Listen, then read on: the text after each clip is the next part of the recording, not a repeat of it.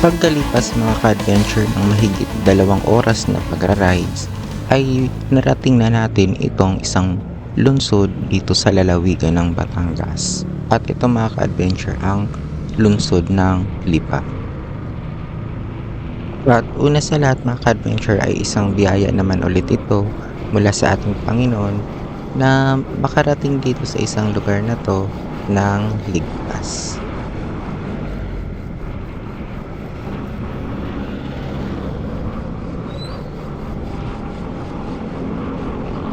At habang binabagtas ko mga ka-adventure itong President Jose P. Laurel Street, ay una natin madadaanan ang City Hall ng lungsod ng Lipa.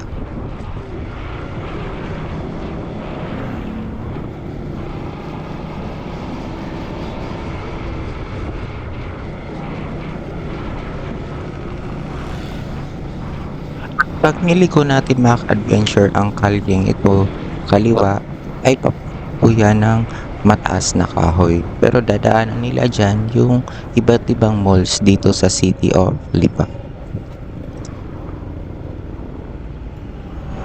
Kaya lang mga ka-adventure ay mas minarapat natin na dumiretso dito papuntang General Luna Street para ma-explore natin ang mismong city proper ng Lipa, Batangas.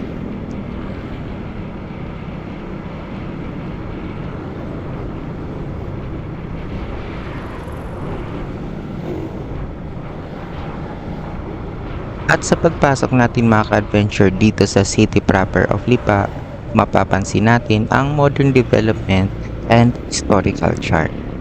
Sinasabi nga mga ka-adventure na ang Lipa ay nagsisilbing isang pangunahing sentro ng komersyo, edukasyon at kultura dito sa probinsya ng Batangas.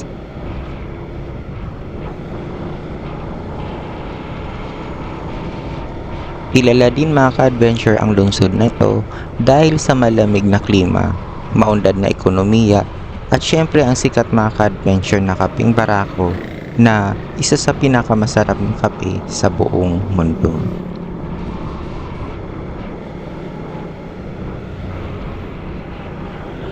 Habang nagra-rides tayo mga ka-adventure dito sa puso ng lungsod ng Lipa, mapapansin natin na ang kalsada rito ay karaniwang maayos ang pagkakaayos. Kaya naman mga ka-adventure, ito ay kaaya-aya bilang destinasyon ng mga siklista at at the same time mga motorista katulad natin.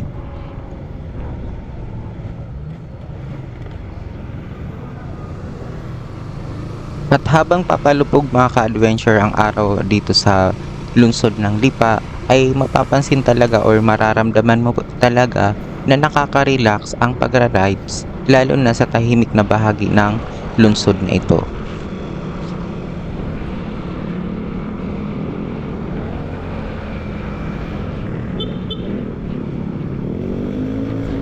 At ang sandaling ito mga ka-adventure ay nagpapaalala talaga sa akin kung bakit gustong gusto ko na mag-rides or sumakay ng motorcycle instead of riding a bus or mag-commute.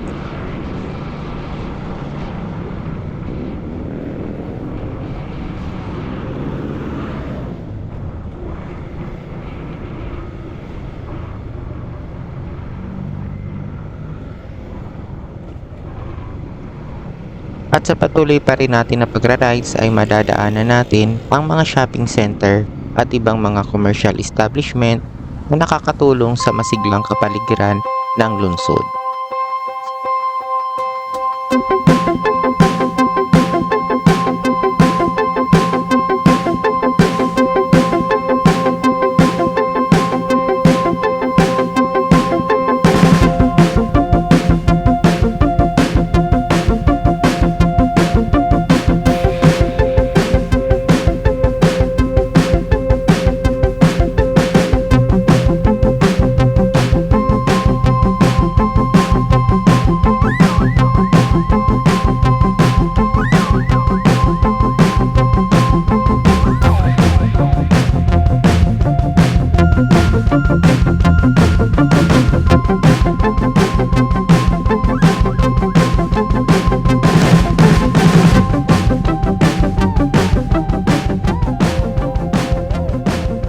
galing sa lugar na to mga ka-adventure ay halos abot tanaw na natin ang mismong katedral ng Diocese of Lipa.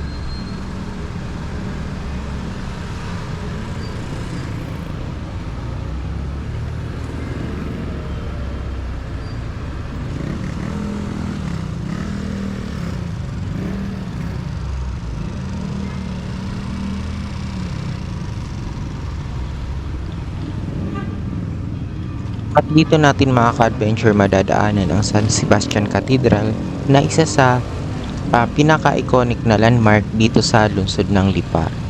At ang cathedral na ito mga ka-adventure ay tinayo pa noong panahon ng Espanyol na nagsisilbing simbolo ng pananampalataya at kasaysayan ng mga taga rito sa Lipa.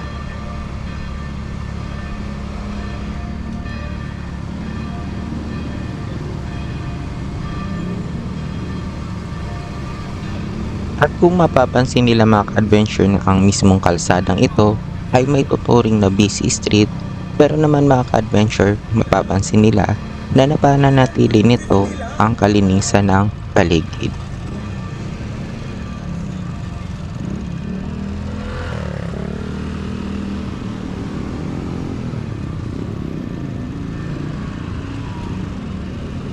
Kung pagmamasdan mga ka-adventure ay tila mas malawak pa ang land area nito compare doon mismo sa Batangas City na napuntahan natin before.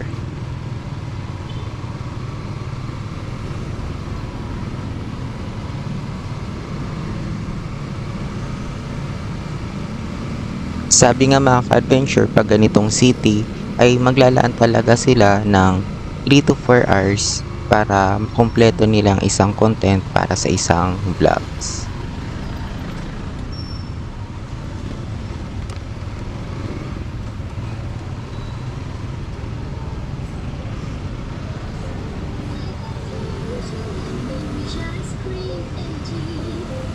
At isa mga ka-adventure sa talagang nagustuhan ko sa lungsod ng Lipa ay kung paano nila binabalanse ang pag-unlad ng lungsod habang pinapanatili ang pagkakakilanlan ng kultura nila.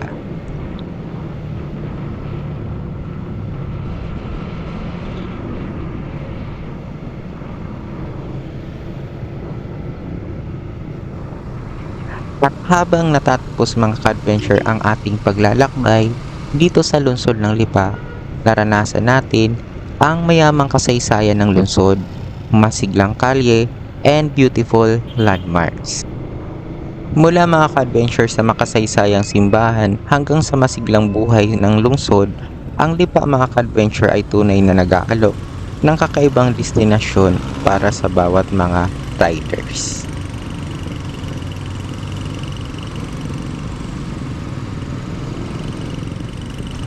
I hope talaga mga ka-adventure na nag-enjoy sila sa vlogs ko na to at may na-discover sila na something new about the wonderful city of Batangas.